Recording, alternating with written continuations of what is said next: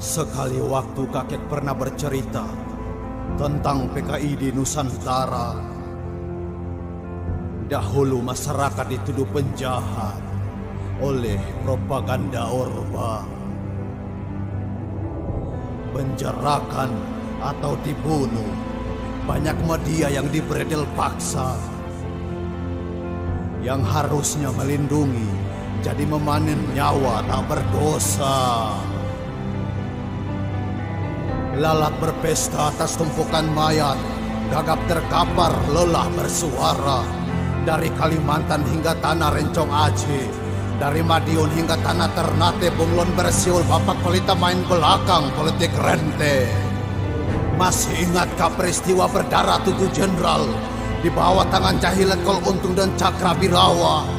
Oh, sejarah kelam yang Fardu ajarkan di tiap-tiap sekolah, beredar di berbagai media daring dan juga koran-koran.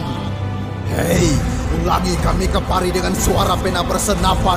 Keberadaan tenaga kerja asing yang ada di Maluku Utara, meraknya izin-izin usaha pertambangan, imigrasi jebol dengan ribuan pekerja dari Tiongkok. Lalu siapa yang berani pasang dada membela pribumi? Pontianak hingga Merawali, sekarang Halmahera dibanjiri. Weda, GB, puluhan pekerja tidak memiliki izin dikawasi. TKA yang memakai visa wisata segera dideportasi. Gerbang Pasifik Pulau Morotai terancam tambang pasir besi. Kemana tuan-tuan? Invasi imigran menguntungkan sepihak. Itulah strategi investasi Tiongkok. Persetan dengan bonus demografi kalau negara tidak mengapresiasi kinerja-kinerja lokal. Kami bukan loakan, kelayakan buru-buru pun disepelekan, merampas hak pekerja lokal untuk mendapatkan pekerjaan. Hanya tergiur menggeruk sumber daya alam daerah, ancaman PHK massal menjelma kaki bayi dalam tumpukan bara. Mau apa kepentingan pusat menjadi tugas daerah bayar lunas. Komunitas, oligarki datang merampok hak-hak tanah ulayat. Pribumi tetaplah jadi babu sekalipun genderang ditabu. Ini bukan puisi rindu, risalah ini moga menusuk di setiap kalbu. Menari di lantai identitas, integritas, puisi pamflet ini kami bacakan sebelum naas. Gelap mata di depan tumpukan berkas dan sandi berangkas. Awas, sekali mantra terbaca dan kalimat terdengar, tanah bergetar, angin ribut, laut bergelombang. Biarlah kami tuna wacana akrobat isu Natuna. Lebih urgent ialah investor asing datang mematok tanah. Sudah muak dengar bisik licik kawanan naga penguasa. Sekarang saatnya merangkai lini tangkai ini sebagai senjata. Hei, berkaca pada solidnya perlawanan Bali tolak reklamasi. Kami barisan anak Yera menolak tanah kami terus dieksploitasi. Kian meradang pulau panjang kami yang manis. Sadar tak sadar kita dijarah sio. Halmahera menangis lantaran mimpi negara yang besar kalian rusak nadi vital kami. Sio, paru-paru hutan kami terinfeksi, tanah leluhur kami dikotori. Sisakan jarum berkarat dalam tumpukan jerami. Nafsi di nafsi itulah akhir kita nanti.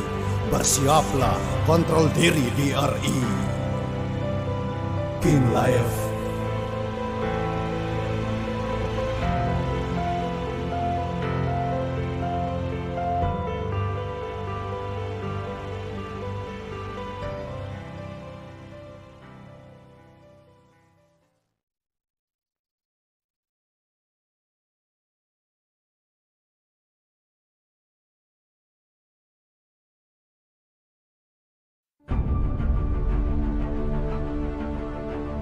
Yang ketiga, kita tidak menghargai sejarah. Saya ingat Indonesia Timur dulu, dari Halmahera, Maluku, itu semua di bawah Kesultanan Tidore. Dia dengan baik hati, dengan pengorbanan mau gabung Republik Indonesia. Karena waktu itu Sultan Tidore dikasih 3 opsi: gabung Indonesia, gabung Belanda, atau bikin negara merdeka. Sultan Tidore pada waktu itu memilih untuk gabung Indonesia. Tapi apa yang kita lakukan? Kita tidak memberikan kehormatan kepada Tidore, tidak memberikan kompensasi seperti Jogja dan sebagainya. Ini hal-hal begini bisa menimbulkan masalah di kemudian hari. Kita harus lebih adil, Sultan Tidore ke-37, Haji Hussein Shah, meminta dengan tegas kepada pemerintah pusat agar Provinsi Maluku Utara mendapatkan pengakuan hak konstitusional, terutama kota Tidore Kepulauan, sebagai daerah otonomi khusus atau OTSUS. Hal tersebut disampaikan Hussein Shah kepada sejumlah awak media. Dikontribusikan dan didedikasikan dan diberikan oleh para pendahulu kita. Sepertiga dari wilayah Republik Indonesia adalah hasil atau milik daripada Kesultanan di Maluku Utara. Kontribusi yang terbesar ini kemudian negara tidak memberikan penghargaan yang layak. Kira-kira apa itu harus kita sebut dan memberikan sedikit daripada hak kami. Sedikit saja, yaitu otonomi khusus. Itu baru sedikit. Ya. Dan ini akan saya sampaikan juga di seluruh pemerintah Provinsi Maluku Utara untuk mendukung niat dan hajat yang mulia ini untuk demi masa depan negeri ini, anak cucu kita secara bersama-sama. Negara harus memberikan ini.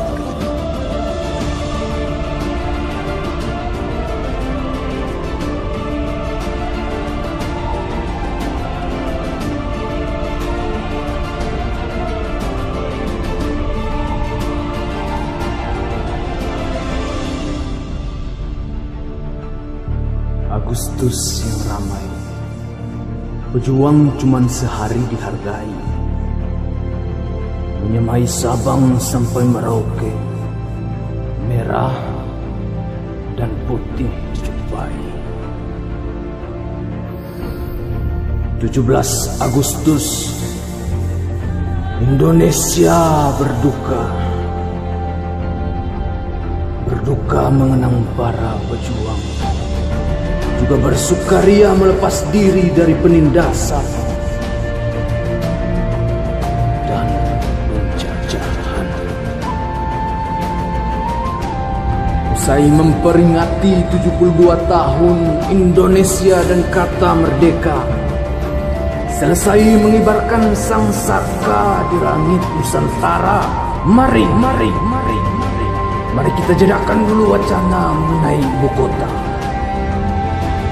Tengok sisi timur Nusantara yang katanya juga Indonesia. Hei, di sana Maluku Utara, para penyair, penguasa, raja-raja, hingga rakyat jelata mulai berjuang, mulai berencana. Penyair berjuang lewat puisi-puisi yang menggetarkan dada. Penguasa memulainya lewat wacana yang melahirkan rencana. Raja-rajanya memulainya dengan membakar dupa, membaca mantra, meminta doa. Dan rakyatnya setia bersedia membela tanahnya meski badang konong darah. Lalu apa lagi yang kita tunggu? Kita punya semuanya. Maluku Utara haruslah berotonomi.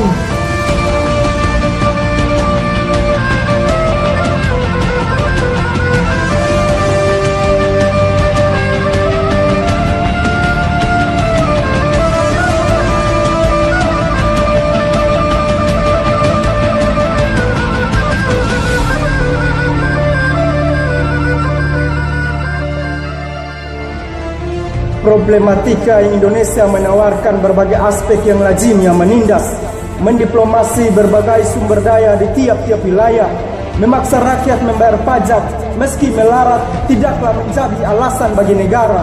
Indonesia hanyalah milik mereka yang punya daya, mengatasnamakan penguasa, menutup mata, inyalah mereka. Frasa kata merdeka hanyalah omong kosong ketika kita sedang merayakan pesta penderitaan leluhur kita pasca proklamasi kemerdekaan bangsa kita. Rasa bangga mereka berfoya-foya mengangkat tangan, berpidato atas dasar kemanusiaan, kesetaraan, pemerataan, pendidikan. Pada kenyataannya nilai demokrasi yang kita banggakan hanyalah sebatas mimpi bagi rakyat yang melarat. Kenapa negeri raja-raja, negeri dengan berbagai sumber daya tidak diberikan hak istimewa untuk mengatur rumah tangganya sendiri? Kenapa Aceh, Papua, Jogja diberikan hak otonomi khusus, sedangkan Maluku Utara hanyalah sebatas negeri pinggiran Indonesia? Dengan lantang kami mempertanyakan bahwa Indonesia untuk siapa?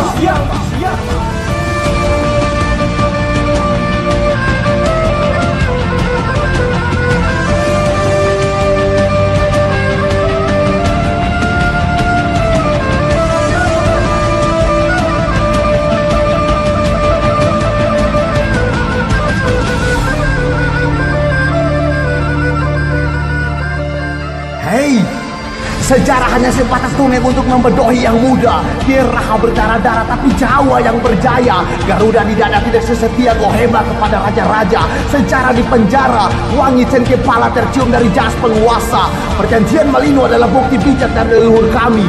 Atas nama tanah air, kedaulatan kesultanan kami berikan kepada NKRI sebagai bukti cinta akan bangsa ini. Maka kali ini biarkan kami mengatur sendiri rumah tangga kami. Berikan Maluku Utara hak istimewa. Ini saulah jujur, sebab kesakralan Pancasila tidak membias hingga ke timur. Jawa mereka makmur, kita orang jual keringat cuma makan bubur. Ibu kota dipercantik, timur dipersulit tapi tetap mengabdi. Biarkan kami sama dengan Aceh, Jakarta, Papua dan daerah istimewa Yogyakarta.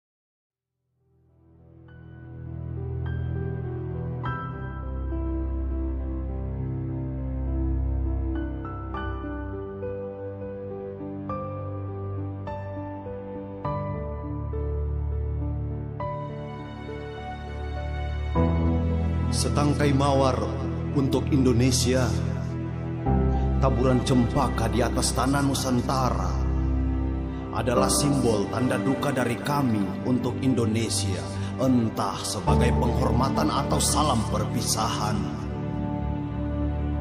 Sungguh, ini sudah keterlaluan.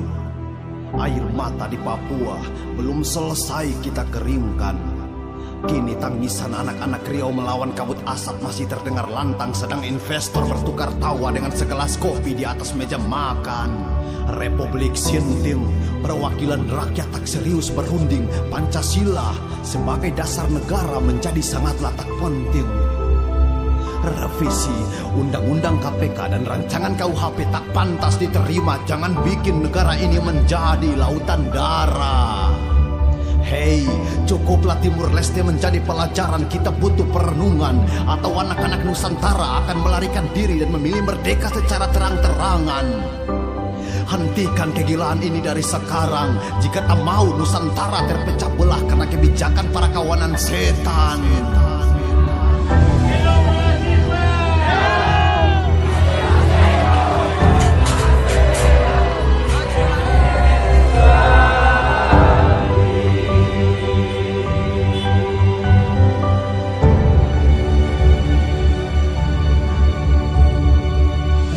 Rakyat adalah alasan Indonesia diakui sebagai sebuah negara. Rakyat adalah keutamaan yang diutamakan, wajib dan tanpa syarat. Tapi Indonesia menjadi gila dan tak sehat, bejat dan pengkhianat, membunuh rakyat dengan aturan kita terjajah di rumah sendiri. Maka atas nama cinta dan air mata Ibu Pertiwi, mari selaraskan pikiran dan sebarkan berita duka ini.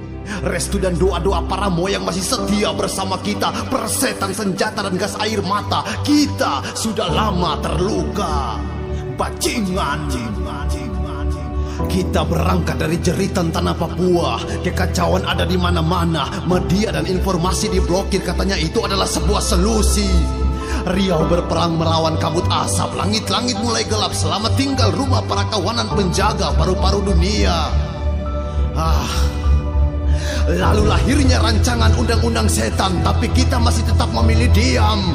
Kebodohan macam apa yang dipelihara oleh negara? Gagalnya revolusi mental, kita menjadi tak sehat. Kebijakan-kebijakan membawa petaka, maka melawan adalah pilihan. Hei, konspirasi para petinggi menjadi tak waras demi kepentingan. Kebijakan-kebijakan gila melahirkan ketidakberpihakan. Nilai-nilai kemanusiaan terasingkan, uang menjadi penentu. Hakim menjadi robot, menggerakkan palu atas kesepakatan yang keliru. Rakyat tak boleh diam, kebiadaban ini wajib dirobohkan. Basi, ruang-ruang diskusi di televisi tak serius mengeksekusi wacana-wacana dan wacana. Retorika dan logika setan bernarasi. Matikan saja televisi, mereka tak mampu beri solusi. Persetan dengan penjara, mari bergerak mengancam kebijakan yang tak wajar. Indonesia, semoga saja tak sampai bubar.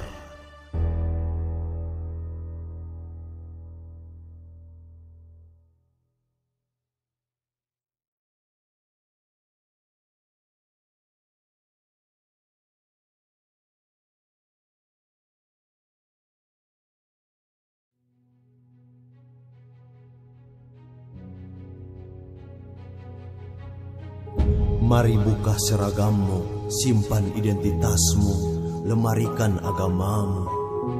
Luangkan waktu, ringankan langkah, kita tengok Ibu Pertiwi.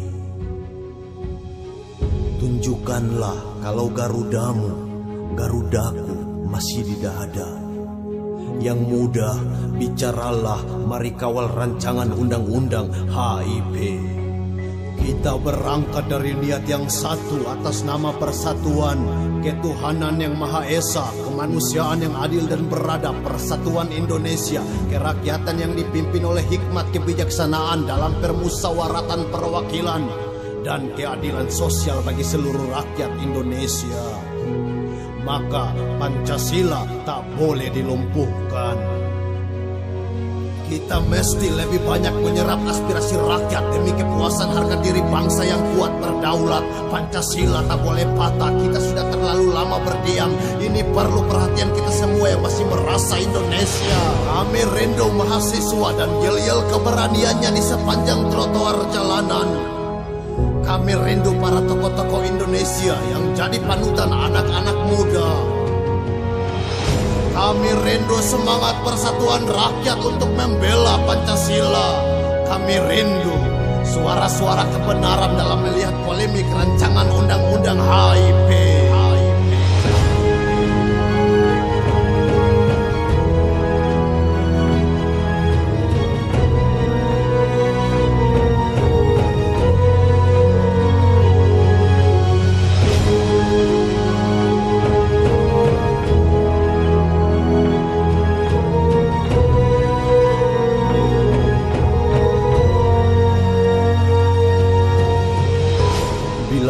Disahkan, Pancasila akan kehilangan kesaktiannya.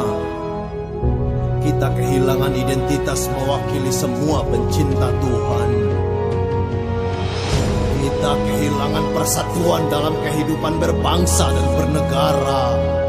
Kita kehilangan suara-suara yang meneriakan kebenaran.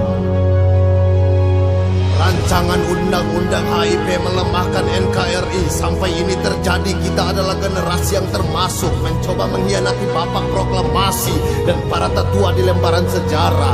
Kita melukai NKRI, kita menjadi penjahat di rumah sendiri. Jangan biarkan perjuangan ini padam. Sebelum semuanya terlambat, mari beritakan suara rakyat paling dalam. Kita tolak rancangan undang-undang HIP. Pancasila tetaplah menjadi dasar negara Kesatuan Republik Indonesia. Salam